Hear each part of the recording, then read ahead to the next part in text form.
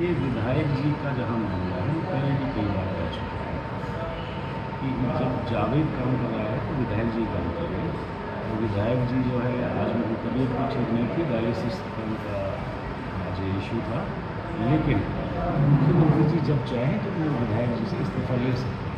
ये मुख्यमंत्री जी ने लगभग 550 करोड़ का अमाउंट पुराना विधानसभा के विभिन्न विकास कार्यों के लिए सैंक्शन किया है, अनाउंस किया है। उसमें बिछोर सिंगारने के लिए 33 के का बिजली बनाना के लिए एक ऑडिटोरियम है, एक प्लेग्राउंड का है, लगभग 25 करोड़ का अमाउंट है। पिनंगवा के लिए सीवरेज लाइन के लिए लगभग 40 करोड़ रुपये अमाउंट उन्होंने सैंक्शन किया है। बिजली के लिए यहाँ जो हमारी डिमांड थी उस लाइन को बाइफरकेट करने के लिए भी उन्होंने अमाउंट सैंक्शन किया है। माननीय मुख्यमंत्री जी ने पिनंगवा के खेल स्टेडियम को डेवलप करने के लिए लगभग 2 करोड़ रुपये का अमाउंट अनाउंस किया है। उसके अलावा सिंचाई के दर्जनों नाले उन्होंने साफ़ सफाई के लिए और रेनोवेशन के लिए उसकी मंजूरी दी है। बहुत सारे पुल जो हमारे यहाँ जो विलेजर्स हैं उनकी कनेक्टिविटी के लिए जो ज़रूरी थे वो उनके द्वारा मंजूर किए गए हैं।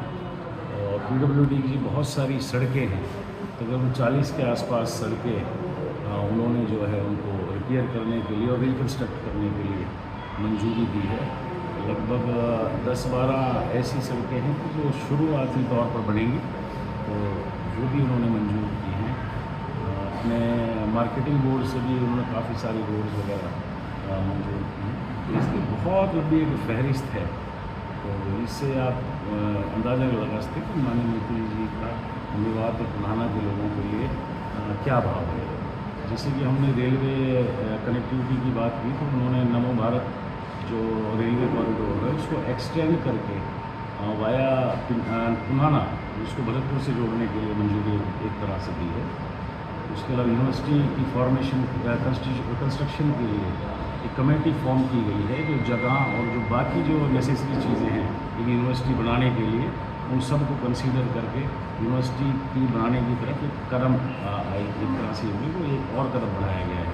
बिल्कुल आज के कार्यक्रम में मैंने मेरे बड़े भाई नूरुल हसन और हमारे साथ बहुत सारे 70 के आसपास जो हैं मेवात के मौजूदा सरपंच हैं, उसके अलावा हमारे जो वर्कर हैं 1 लाख वर्कर हैं, सभी ने एक तरह से भारतीय जनता पार्टी को विधिवत रूप से ज्वाइन किया। देखिए, विधायक जी का जहाँ मामला है, पहले भी कई बार कह चुके हैं कि जब जावेद काम कर रहा है तो विधायक जी काम कर रहे हैं। और विधायक जी जो है, आज उनकी तबीयत भी ठीक नहीं थी, डायलिसिस का उनका आज इशू था। लेकिन ये क्लियर फैक्ट है कि मुख्यमंत्री जी जब चाहें तो वो विधायक जी से इस्तीफा ले सकते हैं, क्योंकि डायलिसिस था, इस वजह से आज वो प्रोग्राम में नहीं है।